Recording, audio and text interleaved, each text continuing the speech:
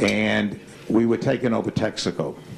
And I'm telling you, these stories are funnier than the jokes you can tell, because this really, I'll give you another one that really happened.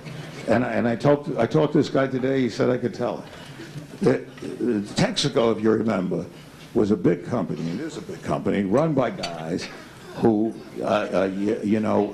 shall we say, weren't, I'm still friends with them, so I'm not going to say anything bad about them, but it wasn't, they weren't Wall Street savvy. And they went in, and they went out, and they bought a company called Getty Oil. But the little mistake they made was they bought Getty Oil after Getty had made a deal with Pennzoil. But in fairness to Texaco, there was no real deal with Pennzoil and Getty. It was never even memorialized. It was never even memorialized in a contract. So what happened was, a guy named Joe Jamil, who's a strike suitor in Texas, goes and sues him for tortious interference. Well, all the great lawyers you have in New York, Skadden Arps say this is ridiculous, and Skadden Arps fucked up. And they didn't, and I'm going to tell you, they didn't put the thing in Delaware, where it should have been. They should have put the deal in Delaware. They didn't put it in. The case was ridiculous.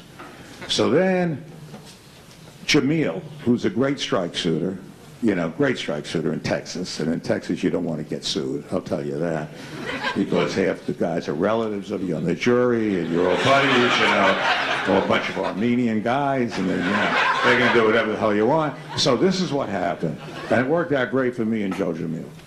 And this is a true story. Jamil sues him for billions and billions of dollars for tortious interference. Now, what happens is that Texaco now is down in Texas, and along goes Wachtell Lipton, and they screwed it up more than Skadden Arps, because they go down there and they're wearing all these nice suits like I am. I should have wore a goddamn old shirt or something, but so they go down there and they wear the suits, and they said, we're not going to dignify this case. And Jamil loves that, because his jury are all his cousins and stuff up there. And so Jamil loves that stuff, because now they have this case, and they're going on and on and on. And Jamil says there's great damages. It was great harm to Pennzoil, because they didn't get Getty. Now, Pennzoil was worth $1 billion then, or $1.5 billion, and Getty, $2 billion. So now, Wachtell gets up and says, hey, we're not going to even dignify this. We're not going to talk about damages. So Jamil says, that's very good. He says, if you're not talking about damages, I'll say what damages are. $12 billion. The jury comes back and says $12 billion of damages.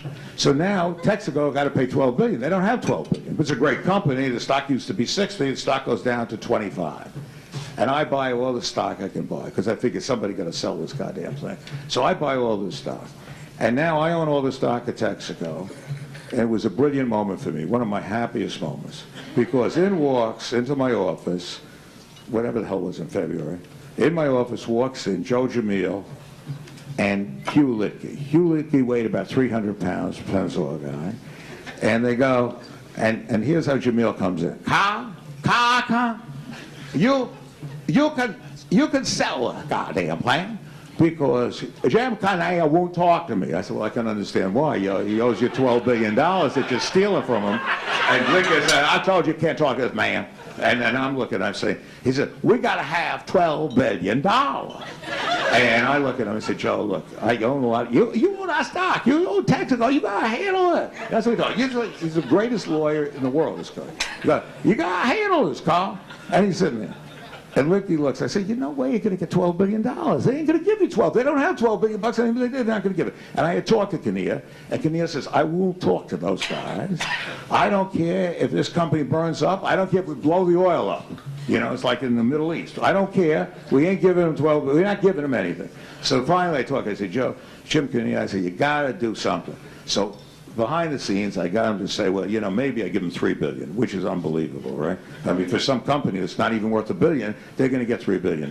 But meanwhile, these guys are yelling. He said, but they won't talk to us. We won't talk to them. I said, well, look, he comes in, Jamil, and said, I got to tell you, Carl, you got to get this Excel. I can help. You can help on. Because you see, if here was the whole choice for these guys. If the Supreme Court ever heard this case, if the Supreme Court ever heard it, they would have thrown it out. I mean, it was absurd. There was no case. I mean, there was no torture, there was no case. But if the Supreme Court didn't hear it, they owed this guy $12 billion. So this was the beauty. This is beautiful. And I'm buying every share I can buy because I know it's worth $60. And I look at him and I say, I can't help you. I can't get you to. So Licky gets up. He weighs 350 pounds. He gets up in my office and says, I told you this Icahn is as bad as the Kaneka. He is no good. And walks out of my office. And Jamil's walking out and he turns around and says, Icahn, I think you and I can get this thing done. Let's you and I go out and have a drink. So I said, hey, Joe, it's 10 o'clock in the morning. Where the hell am I going to have, you know, I'm on 6th Avenue. Where the hell am I going to have a drink? It's a true story. Come on, we got to have a drink and talk about it. So I said, okay. So we go out in the place, I was on 6th Avenue then, and we go out to the Parker Meridian. You know, and it's like in a Humphrey Bogart movie, you know, the chairs are on the tables and everything's closed up. And I walk in and say, we got to have a drink. And the chairs are all there, and the head waiter, you know, dressed like this, comes out, yeah, Mr. Icahn, how you doing? I'd come once in a while. I said, come on, give me a table, give me a bottle of vodka. And let's have a drink. Because Jamil said, I saw one bottle of vodka. You and I talk like two men. These people aren't men here. I said, okay, Joe. So now we sit with the vodka, and he's drinking, I'm drinking. So he said, you heard the fat man. You heard the fat man. We need $12 billion. So I said, come on. I said, Joe, you know where you're getting $12 billion. And this is how Texaco was settled. I don't care what books you read. I don't care. This was a settlement. He goes, there's no way. I said, so there's no way you're going to get $12 billion. He said, well, you heard him. There's no settlement here. There's no settlement. Do you understand me? I said, I understand you. And he drinks a little bit. And I said, you're not getting $12. What can I get? Like that. So now I know how to deal. What can I get? And he go, I said, you can get $3 billion. And he looks at me. I'll deliver the fat man if you deliver Kanea. But when you talk to Kanea, you're going to spit. Because it's so stupid. I said, okay, John, I'm going to get you the deal. $3 billion. And that's how it was sold. But here's what happens. Here's what happens, which was the funniest moment of my life. He's sitting there, and he's talking real loud, and people are starting to come in. It's about 11:30 noon, and he's coming in, and people are coming in and sitting down, and they're looking at him, and he's got one foot on the table, and he's really drinking, and he's really happy. I'm happy, man. I'm happy. $3 billion. I got 20% of $3 billion. I got $600 million. That's real good. And people are looking. So I said, so I'm having a little fun. I said, well, Joe, let me ask you a question. What good works are you going to do with the money now that you got $600 million? He got good works. He got, why you mean good works? I said, well, you know what I mean, charity, soup kitchens, helping the poor Indians in Texas or whatever. What am I going to do? I'll tell you what I'm going to do. And people are listening now. I'll tell you what I'm going to do. I'm going to buy a pussy. And he goes, buy a pussy.